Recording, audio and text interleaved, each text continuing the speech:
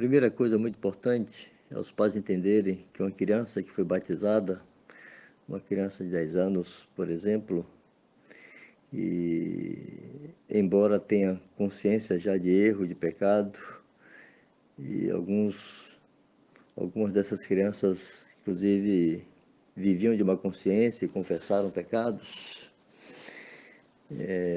elas não deixam de ser crianças por isto. E o batismo não confere maturidade. Alguns pais se equivocam e passam a tratar o filho recém-batizado, filho pequeno, como se fosse um pequeno adulto, e passa a exigir do filho um tipo de maturidade que ele não tem e não vai adquirir de maneira mágica porque foi batizado. Continua sendo criança, continua tendo estutícia ligada ao coração, continua tendo condutas típicas de criança, e os pais devem estar prontos para assimilarem isso naturalmente. O que o batismo confere ao filho é vida espiritual. Ele é unido a Cristo, se torna participante da vida de Cristo, se torna filho de Deus, o Espírito Santo vem habitar nele, há um testemunho do Espírito no coração dele, no seu próprio Espírito, como está escrito em Romanos 8, e ele passa a ter recursos de Deus, recursos dos céus, para viver de maneira mais digna, para ter mais temor de Deus, maneira mais digna do Evangelho, né?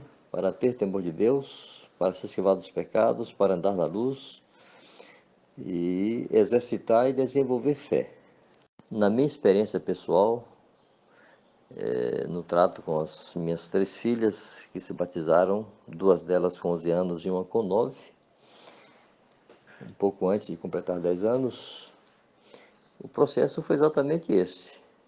Elas ainda foram disciplinadas, foram corrigidas, cometeram erros típicos de criança, mas era evidente que havia algo de Deus em seus corações.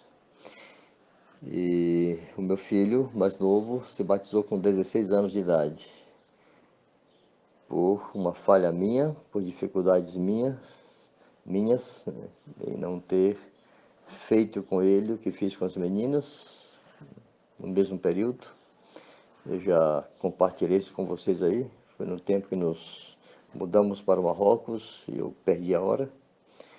Mas estou citando isso apenas para dizer que eu sei a diferença entre filhos que atravessam a pré-adolescência e adolescência em Cristo, mesmo com todas as coisas típicas de crianças, mas em Cristo, e o filho que passa esse período tão conturbado sem Cristo, sem essa habitação do Espírito. A diferença é notória. A outra atitude que alguns pais assumem é o contrário. Meio que impedem a igreja de se envolver e de participar.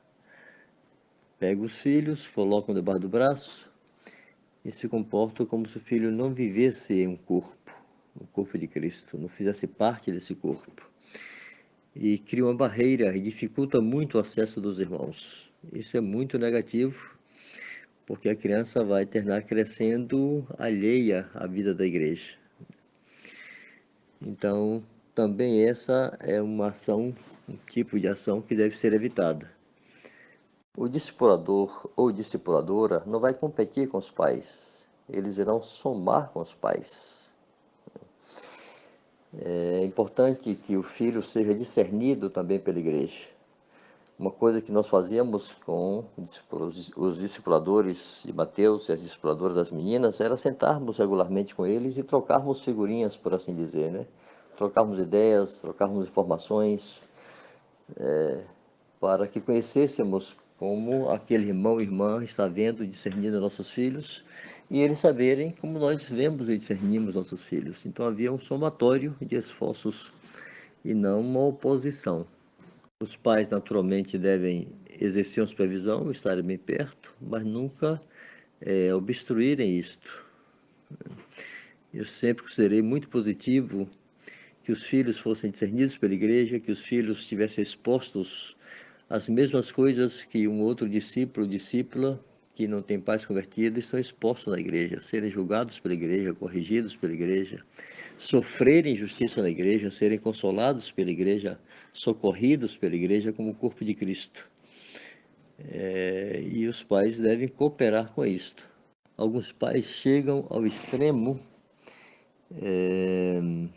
de até falarem mal da igreja para seus filhos. Nada pode ser pior para a fé de uma criança, para a fé de um filho ou de uma filha, do que ouvir seus pais falarem mal da igreja. Os pais não se dão conta que estão vacinando seu filho contra a igreja e empurrando-o para o mundo. Porque se o filho cresce desconfiando da igreja, inseguro com a igreja, qual recurso que ele vai ter? Ele vai para o mundo. Na minha experiência pessoal, nunca nossas filhas ou nosso filho foram discipulados por nós, por Gina e por mim. Nossas meninas sempre tiveram discipuladoras na igreja. E Mateus sempre teve discipulador na igreja. Embora isso seja controverso, mas eu acho que é um tipo de equívoco. Há pais que pensam que se o filho precisa de um discipulador ou de uma discipuladora é porque o pai está desqualificado. Isso não é verdade. Não é assim. Nós sempre fizemos o contrário, nunca renunciamos ou negamos a nossa paternidade, a nossa responsabilidade, sempre cumprimos com aquela parte que é paternal e maternal, mas sempre deixamos nossos filhos expostos à igreja. Há uma outra coisa muito importante. Normalmente há dois comportamentos que os pais assumem ou desenvolvem nessa condição de ter filhos pequenos batizados. A primeira é que os pais transferem para a igreja a responsabilidade de edificar e instruir seu filho na fé. Isso é um erro muito grave e grosseiro. A paternidade não se transfere em nenhum aspecto, muito menos na formação da fé, na edificação da vida e da fé do novo discípulo. Então, os pais devem se tornar presentes, participantes, se envolverem, separarem tempo para esse menino ou essa menina, tanto o pai quanto a mãe, tempo juntos, em separado, ou o pai ou a mãe, ou os dois juntos, mas fazer disso uma tarefa cotidiana, de edificar seu filho. É o discípulo mais precioso que vocês têm, é o filho de vocês recém-batizado. Então, os pais não podem e não devem transferir essa responsabilidade paternal e maternal. Eu dou muitas graças a Deus pelos irmãos que o Senhor colocou na minha família, na minha vida, para cuidar de meu filho, por exemplo. Os momentos muito difíceis em que a participação desses irmãos foram decisivas, as participações deles, para confirmar a fé de Mateus, para acessar o coração de Mateus. Então, eu me lembro sempre com muita gratidão. Então, assim, só para fechar, né, fazendo um resumo, os pais não devem negar a sua participação como pais e os pais não devem obstruir a ação da igreja como igreja. São ações que se complementam para o bem da criança. Que Deus os abençoe, amados, viu? E um outro detalhe é que não são raros os casos de filhos que têm dificuldades com os pais. Dificuldade de comunicação, ficam constrangidos para abrirem sua vida. E nessa hora, a atuação de um discípulo, de uma discípula fiel, confiável, é imprescindível e pode ser decisivo para a manutenção do seu filho na fé.